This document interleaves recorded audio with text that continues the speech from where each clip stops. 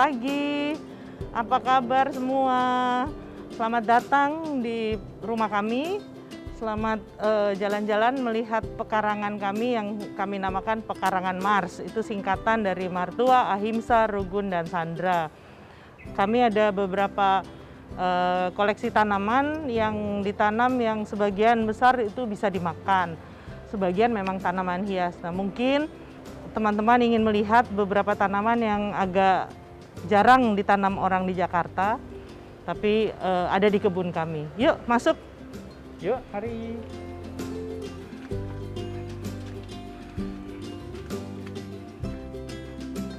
Kita mulai dari depan ya. Jadi di sini ada tanaman namanya sering disebut sambung nyawa. Nah, sambung nyawa ini biasa untuk lalap, bisa langsung dimakan nih ya. Saya petik ya. Jadi dia bisa untuk dimakan. Rasanya tuh seger. Terus garing-garing gitu. Tapi kalau pakai sambal, ini kami tanam bulan Februari ya, bulan Februari dan sampai sekarang subur. Jadi dia ternyata cocok juga tumbuh di tempat teduh. Nah, mungkin Bapak bisa cerita nih gimana kita coba pelihara pekarangan depan kita ini. Ini kita coba bikin ekosistem hutan. Jadi pelan-pelan kita rubah menjadi teduh sehingga kita berani menanam tanaman-tanaman yang biasanya ada di bawah naungan. Nah, ini tadi seperti rende ada di sini. Kalau kita lihat tadi terus honje atau kecombrang orang bilang. Kita coba juga vanili, mungkin bisa lihat di sini.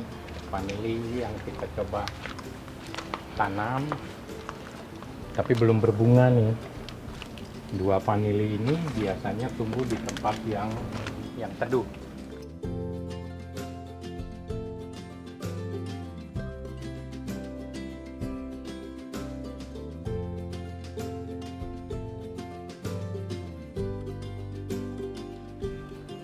Ini bagian dari pekarangan kami yang tadi diceritakan, bagian kolam. Nah, untuk lebih jelasnya Pak Martua nih yang bisa ngejelasin eksperimen nanam padi di bekas kolam renang. Jadi ini dulu kolam renang. Sekarang kita coba nanam padi ketan. Umurnya kira-kira 6 bulan. Bulan Maret kita tanam. Medianya adalah lumpur kolam, lalu kita semai dulu. Setelah tingginya cukup, kita lakukan penanaman di sini. Bisa dilihat penanamannya terapung tuh. Dengan harapan kita tidak perlu siram terus, dia bisa menarik nitrogen dan bahan-bahan dari kolam sendiri itu menjadi pupuknya. Lumayan nih, kelihatannya cukup berhasil. Mudah-mudahan panen padi ketan kita yang organik ini bisa digunakan, dimakan, dibuat untuk kegiatan sehari-hari.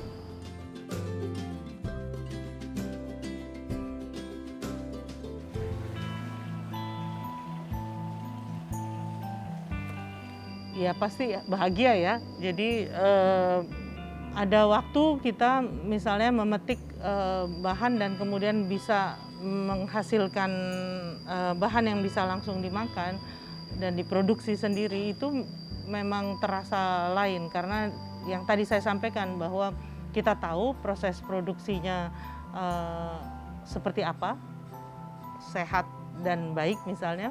Yang kedua, tapi yang penting ya ini hasil kita nanam dan kita manfaatkan, kita panen.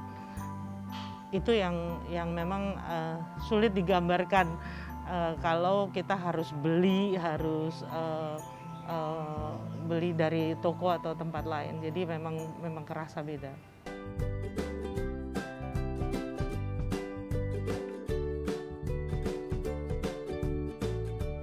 Kami mengkonsumsi sayur organik sudah lama.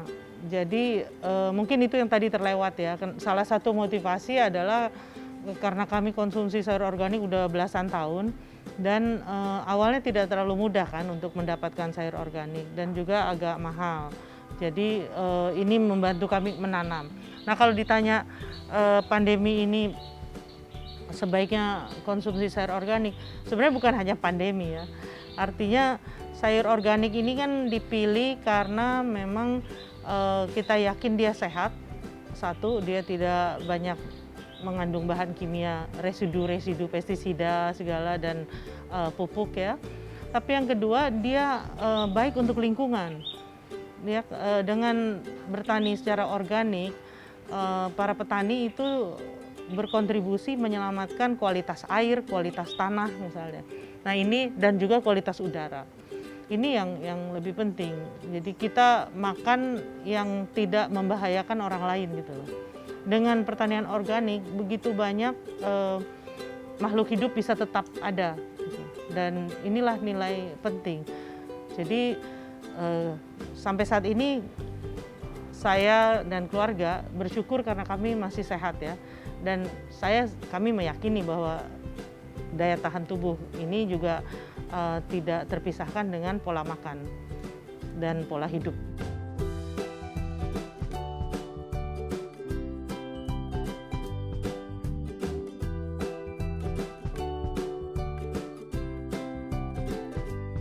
Kalau utamanya ya kita menanam memang untuk kita ya tadinya. Tapi kalau makin banyak orang mau menanam, kami juga senang. Kami sering berbagi, bertukar benih, bertukar bibit misalnya. Kalau makin banyak orang mau bertanam dan cara organik, kita cukup yakin bahwa lingkungan akan lebih sehat. Tapi yang penting memang pola penanamannya ya, cara menanamnya. Jadi, tapi juga jangan sampai kita mematikan pekerjaan petani dan pedagang sayur karena biar bagaimanapun jasa mereka luar biasa. Oleh karena itu ya kita bertanam apa yang masih bisa kita tanam, tapi kita tetap harus bekerja sama dengan dan mendukung teman-teman petani dan juga pedagang sayur.